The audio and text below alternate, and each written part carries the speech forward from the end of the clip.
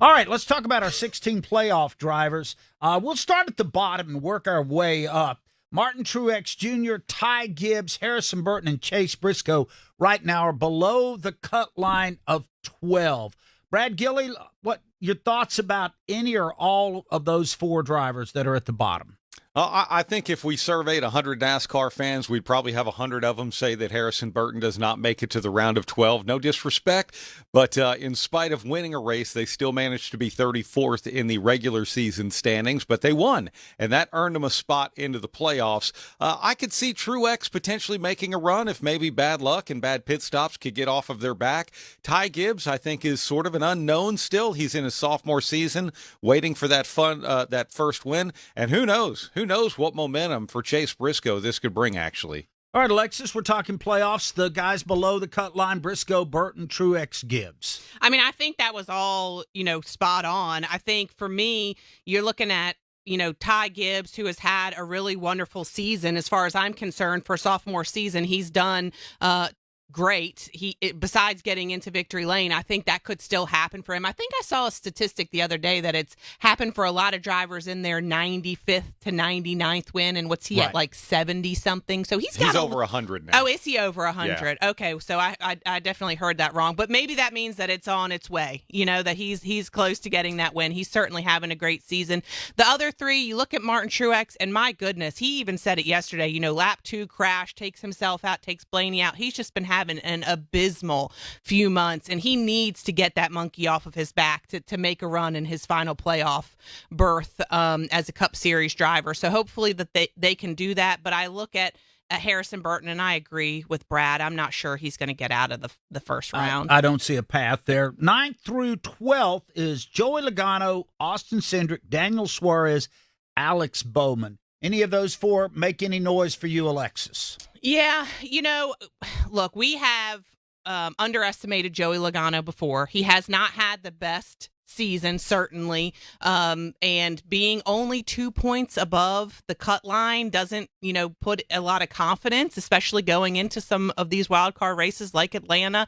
But I think he could potentially make a run out of at least the first round and maybe even the second round as it stands. The other three, I'm not so sure. The thing to think about is that it's so tight. From Chase Elliott down to Martin Truex Jr. is a swing of like 10 points, which is crazy because that's from 7th to 16th.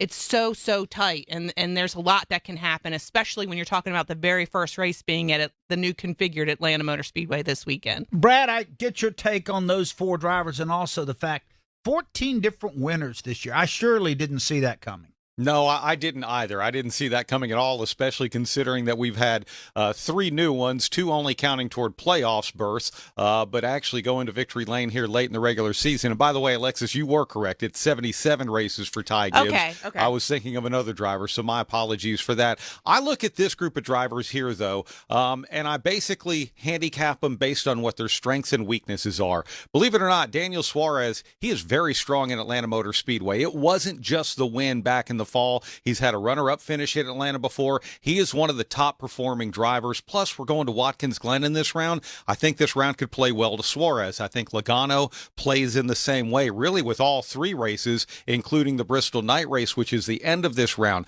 I do worry about Alex Bowman and Austin Cindric when it comes to this. If Cindric can get out of Atlanta with some good points, and obviously Wynn would do something well, that could help him because he has Watkins Glen. But Cindric and Bowman are probably the 2 in this round that if they make it to the round of 12, I don't know that I see him going to the round of 8.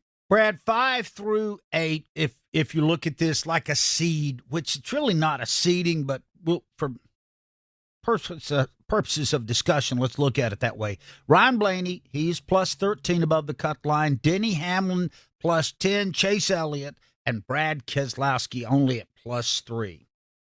Oof. This is where it gets hard. Yes. Keselowski is probably where he sits when you look at the bottom, if we're talking about the top 8 right now, is probably the one that I would worry about the most. Chase Elliott, they've been wildly consistent, but I don't think they've done anything big to kind of ring a bell since they got that Texas win, which was very early in the season. Hamlin and Blaney, I see them at least making it to the round of 8, and I'm sure we'll talk about who our championship 4 can be. But, and maybe one or both of those drivers could make my list. But I do like Hamlin and Blaney in this. I'm on the fence about Chase Elliott and Keselowski. Brad Keselowski, Chase Elliott, Denny Hamlin, Ryan Blaney. You buying any of these? Yeah, I mean, yeah, for sure. I would buy Denny Hamlin and I would buy Ryan Blaney. I agree wholeheartedly with what Brad said. I think that, that was spot on, especially when you look at Brad Keselowski only +3. And that team, they've had a good season when you think about it comparatively to be able to come in +3 when you look at the field as a whole. But in order to battle with Denny Hamlin's, Ryan Blaney's, and then, we'll get into the top 4, I think it's going to be really difficult for that 6 team. All right, speaking of the top 4, Sir William of Byron, Tyler Reddick, Christopher Bell, Kyle Larson with the most points, but kind of in a weird twist of fate, not the regular season champion.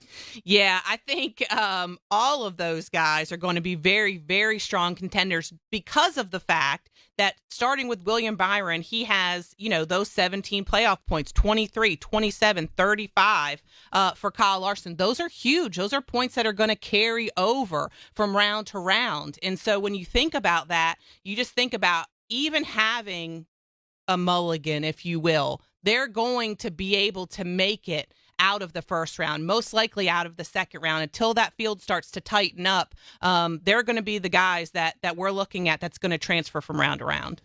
Brad Gillie? Yeah, for me, William Byron is the least inspiring out of this list. I mean, I know they won 3 races this year, but they did that early. And again, the first round plays to his strengths, at least with Atlanta, where he's won twice on this new configuration. But if William Byron makes it to the round of 12, I don't know that he makes it to the round of 8.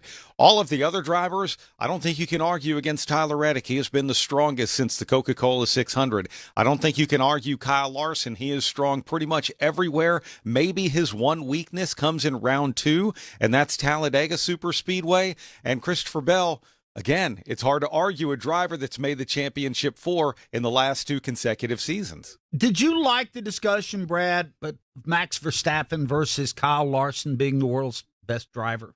I did. I actually did. And look, I don't disagree with Kyle Larson in this. Larson is not a one-trick pony. Larson has been successful in everything that he has driven.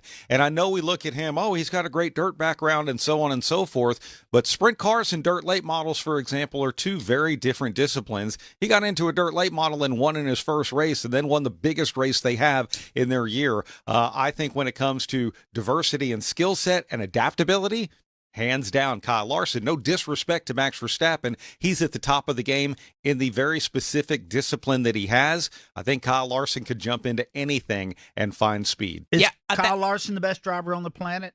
I say 1,000% because of exactly what Brad just described. If Max wants to enter the conversation for that, I'm going to need to see him in a few other disciplines. Obviously, he is, very, very good in that Red Bull Formula One car. A lot of that is the car. A lot of that is the engineering. Not to take anything away from his, given ability to drive those cars, because he is extremely talented. But when you're talking about specifically that discipline of racing, a lot of it has to be given to the car itself as well. Well, we will, all 3 of us will get a chance to talk with Kyle Larson and the other 15 playoff drivers Wednesday of this week. I do want to ask him about that. Yeah. I want to dig into that a little bit deeper, because I tend to agree. I think he may be the best corpuscle for corpuscle driver on the planet right now. Yeah, I mean, hey, look, here, let's start a campaign to get him in a Formula One car. That would be awesome. Well, let's do it. Max has been proven human lately. Yeah. Other F1 teams have been allowed to make improvements, and I think they've caught up with Red Bull a bit. You know who else races in Formula One? McLaren. McLaren races in Formula One, and they race in IndyCar. So I wonder if we couldn't get Zach Brown on the phone, somebody. We could ask him. We'll ask him. We'll ask all of them that. Yeah, that's the question we should ask every driver as soon as they sit down. Is Kyle Larson the best driver on the planet? Yeah, what do you they'll think? love that. They will love that. You think they'll warm up to us if we lead with that question? What do you think? I think you go right ahead. Yeah. I'm retiring anyway. I really don't care. Just make sure you bring the mints. It'll be fine. Yeah, just bring him candy and it'll be fine.